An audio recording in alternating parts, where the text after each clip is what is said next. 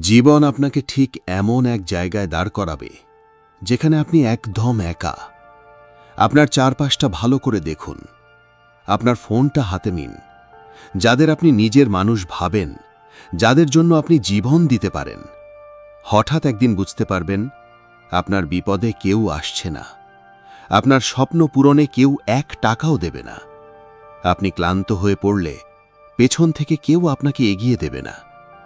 আর যদি একবার পড়ে যান, হাত ধরার মতো কাউকেই পাশে পাবেন না। অধিকাংশ মানুষ এই জায়গাতেই ভেঙে পড়ে। তারা ভাবে তারা একা হয়ে গেছে, নিজেদের খুব অসহায় মনে করে। আকাশের দিকে তাকিয়ে তারা চিৎকার করে বলে, কেন শুধু আমার সাথেই এমন হলো? কিন্তু যারা ইতিহাস গড়ে, তাদের কাছে এই মুহূর্তটা কোনো দুঃখের গল্প না, এটা তাদের কাছে নতুন করে জন্ম নেওয়ার সময়। আপনার ভেতরে একটা আগুন জ্বলছে, একটা বড় স্বপ্ন, যেটা আপনার চারপাশের কেউ বোঝে না। মানুষের কাছে নিজেকে প্রমাণ করতে করতে আপনি ক্লান্ত। সবার কাছে ভালো হতে গিয়ে আপনি আজ একা। অন্যের সমর্থন পাওয়ার আশায় বসে থাকা বন্ধ করুন। কেউ আপনাকে সাহায্য করবে, এই ধারণাটাই হলো সবচেয়ে বড় মিথ্যে। ইতিহাস কখনো কোনো দল মিলে লেখে না।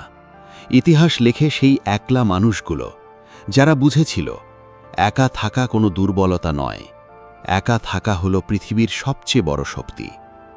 আমি আপনাকে শেখাবো কিভাবে শূন্য থেকে একটা সাম্রাজ্য করতে হয়।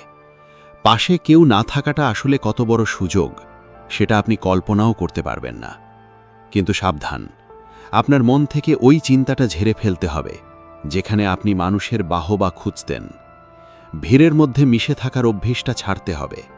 যদি একা অন্ধকারে হাঁটতে ভয় পান, তাহলে এক্ষুনি ফিরে যান। ভিড়ের মধ্যে আপনি নিরাপদ থাকবেন, কিন্তু সারা জীবন ছোট হয়েই থাকবেন। আর যদি আপনি তৈরি থাকেন এমন একজন মানুষ হতে যাকে দেখে ভিড় ভয় পাবে, তাহলে কথাগুলো মন দিয়ে শুনুন। অন্ধকার যখন আপনাকে গ্রাস করবে, তখনই আপনি নিজের ভেতরের আসল আলোটা দেখতে পাবেন। জন্মের পর থেকেই আমাদের মগজে একটা বিষ ঢুকিয়ে দেওয়া হয়েছে। বলা হয়েছে, এটা তুমি কিছুই না। স্কুল থেকে শুরু করে সমাজ সবাই আমাদের শিখিয়েছে অন্যের ওপর ভর করতে। উপরে উঠতে গেলে নাকি নেটওয়ার্কিং লাগে, পরিচিতি না থাকলে নাকি জীবনে বড় হওয়া যায় না। আমরাও সারা জীবন মাথা নেড়ে সব মেনে নিয়েছি, কিন্তু সত্যিটা হলো এটা একটা বিষাক্ত ফাঁদ। যখনই আপনি অন্যের ওপর নির্ভর করেন, তখনই নিজের ভাগ্যের চাবিটা তাদের হাতে তুলে দেন। তারা শুধু নিজেদের স্বার্থ বোঝে, আপনার ভালো তাদের কাছে বড় কথা না।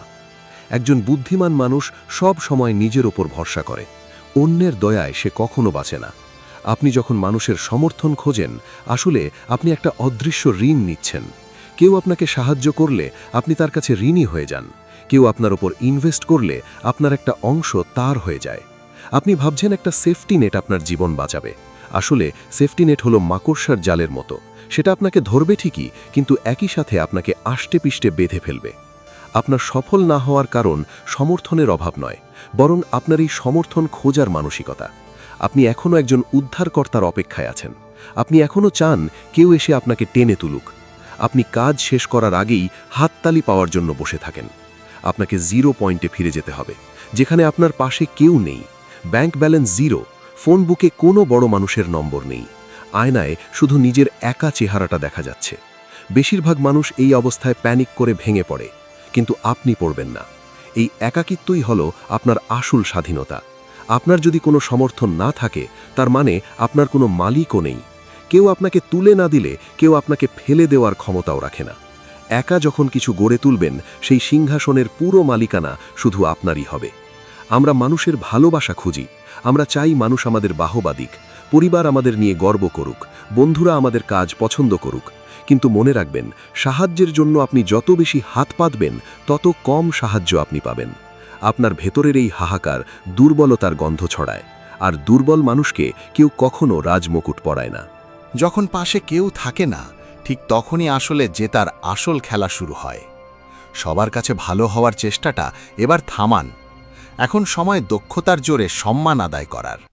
আপনার ভেতরের ইঞ্জিনটা আজই বদলে ফেলুন। অন্যের দেওয়া উৎসাহের আশায় বসে না থেকে অসম্মানের আগুনে নিজেকে পোড়াতে শিখুন। যারা আপনাকে কোনোদিন সাপোর্ট করেনি, যারা আপনার মেসেজ দেখেও উত্তর দেয়নি, তাদের জন্য আর এক ফোঁটা কষ্ট পাবেন না, বরং মনে মনে একটা ঠান্ডা হিসেব কষুন। কেউ আপনাকে বিশ্বাস করছে না, তার মানে আপনার জন্য পুরো মাঠ এখন ফাঁকা। কেউ আপনাকে সাহায্য করছে না, তার মানে জয়ের পুরো ভাগটা শুধুই আপনার। কল্পনা করুন একটা বিশাল যুদ্ধক্ষেত্র। একজন সেনাপতি পেছনে তাকিয়ে দেখল কেউ নেই, সবাই তাকে মাঝপথে ছেড়ে চলে গেছে। সে কি তখন বসে বসে কান্নাকাটি করবে? একদম না। সে একা বলেই এখন আরও বেশি ভয়ঙ্কর। সে এখন অদৃশ্য আর অপ্রতিরোধ্য। আপনার পাশে কেউ না থাকা মানে আপনি এখন অন্যদের চেয়ে অনেক বেশি দ্রুত। বিশাল কোনো দলের মতো আপনাকে 1000টা মিটিং করতে হবে না। আপনি চাইলে 1 ঘন্টার মধ্যে নিজের ভাগ্য বদলে দিতে পারেন। আপনার কোনো পরামর্শদাতার দরকার নেই, আপনার শুধু একটা আয়না দরকার। একাকিত্ব কোনো শাস্তি নয়, এটা একটা ফিল্টার। এটা আপনার চারপাশ থেকে দুর্বল আর মুখোশধারী মানুষদের সরিয়ে দিচ্ছে। এখন সময় নিজেকে একদম লুকিয়ে ফেলার।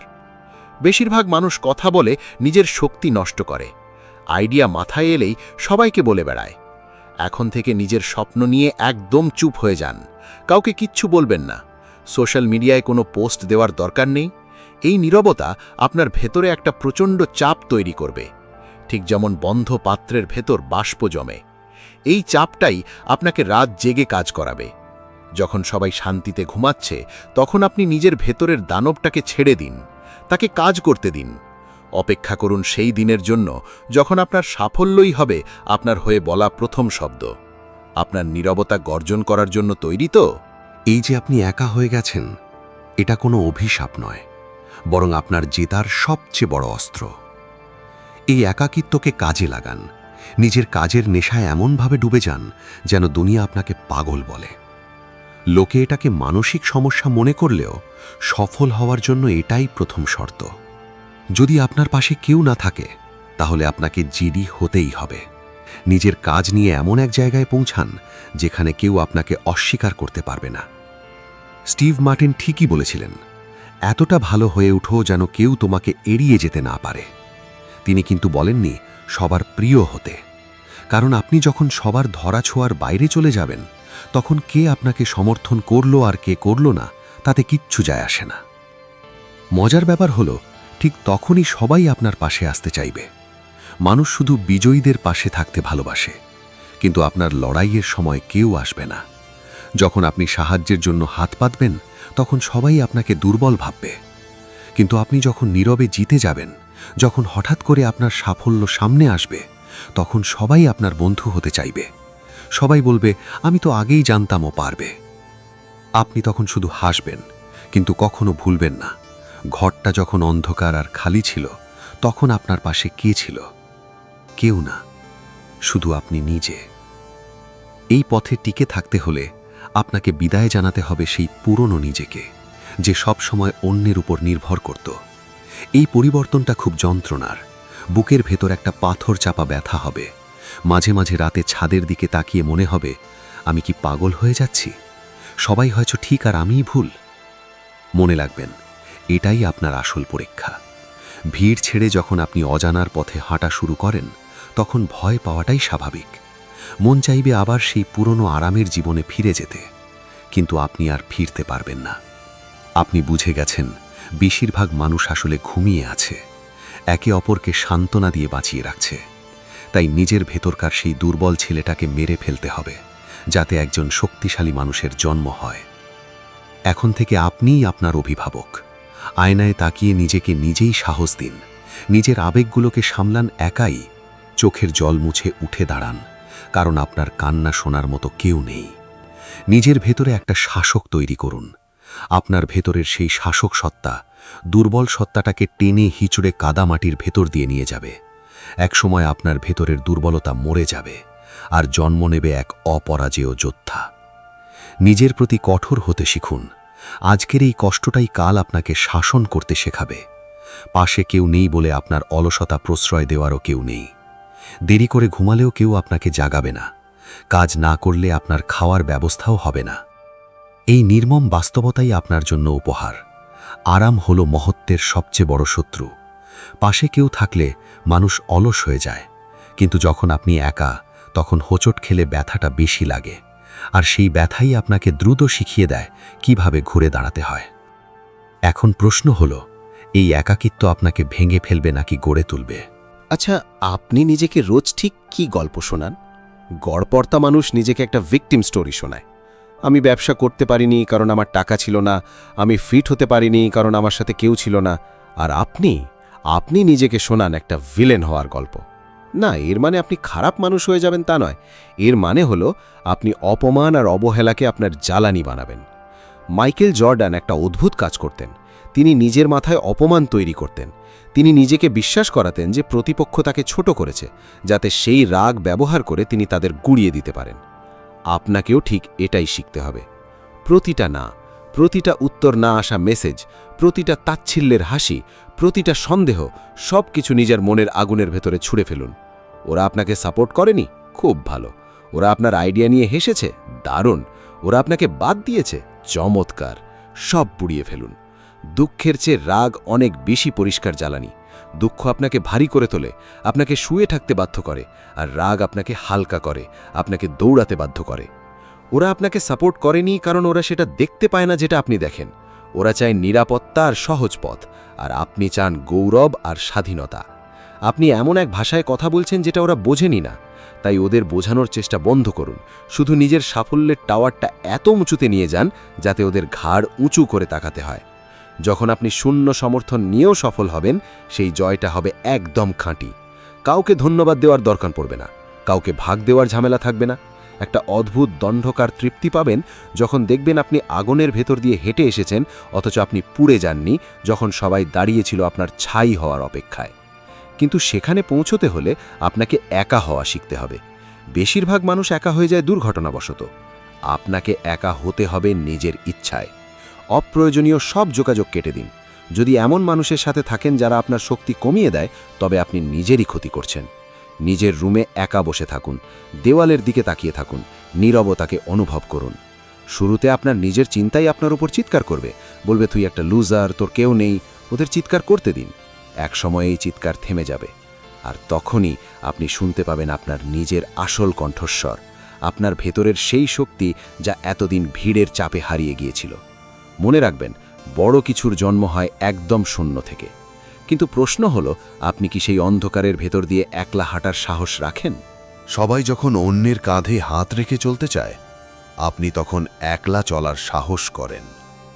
চলুন এটাকে একটু যুক্তি দিয়ে দেখি, কোনো আবেগ ছাড়া। পার্টনারশিপ ভেঙে যায়, সম্পর্ক শেষ হয়ে যায়, পরিসংখ্যান বলছে মানুষ আপনার বিরুদ্ধে যাবেই। যখনই আপনি আপনার সাফল্যের সমীকরণে অন্য কাউকে বসাবেন, ঠিক তখনই ঝুঁকি বেড়ে যাবে। কারণ মানুষ খুব অদ্ভুত।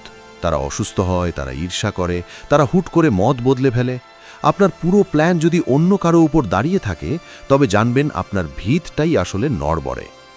ম্যাকিয়াভেলি একটা দারুণ কথা বলেছিলেন, একজন শাসককে সবসময় অন্যের সাহায্য এড়িয়ে চলতে হবে। কেন জানেন? অন্যের টাকা বা ক্ষমতা দিয়ে যদি আপনি সফল হন, তবে আপনি আসলে তাদের গোলাম। আপনাকে তাদের নিয়ম মেনে চলতে হবে, নিজের স্বপ্নকে ছোট করতে হবে। শূন্য থেকে শুরু করে সফল হওয়াই হলো নিজের আত্মাকে নিজের কাছে রাখার একমাত্র উপায়। এটা কি কঠিন? হ্যাঁ, অনেক কঠিন। এটা কি অনেক সময় নেয়? অবশ্যই নেয়, কিন্তু এর মূল্য অনেক বেশি। আপনি আসলে একটা পাথরের মতো শক্ত ভিত তৈরি করছেন। যাকে হেলিকপ্টারে করে পাহাড়ের চূড়ায় নামিয়ে দেওয়া হয়, সে শিখরে পৌঁছায় ঠিকই, কিন্তু তার পায়ে কোনো জোর থাকে না। হালকা হাওয়া দিলেই সে পড়ে যায়।